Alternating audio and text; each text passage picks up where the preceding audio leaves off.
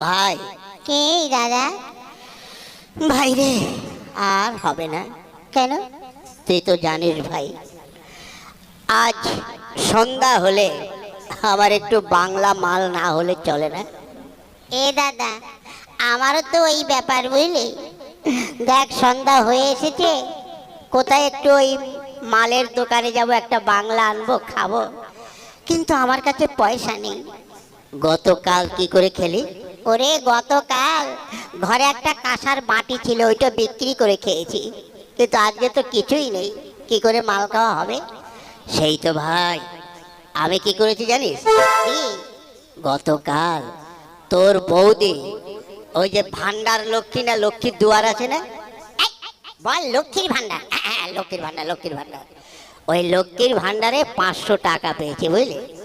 সালা ওখান থেকে 200 টাকা গেড়া মেরে দিয়েছি। ওই 200 টাকা নিয়ে কালকে তুই আর আমি আনন্দ করলাম, কিন্তু আজকে কি হবে?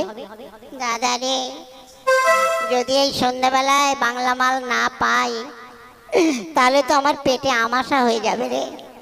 ওরে, আমার তো পায়খানাই বন্ধ হয়ে যাবে বুঝলি। কি করা যায় বলতো? দাদা, এক কাজ কর, তুই বৌদিকে পটিয়ে পাটিয়ে 100 টাকা নিয়ে আয়, আর আমি বাড়ি যাই। কি করে আনবি?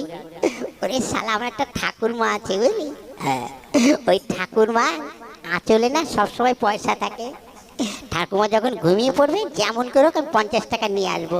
লাগবে তো 140 টাকা বুঝলি। ঠিক বলেছিস। ওই 140 টাকা দিয়ে একটা বাংলা মাল কিনবো, আর 10 টাকার ওই চাট কিনবো, ঠিক আছে?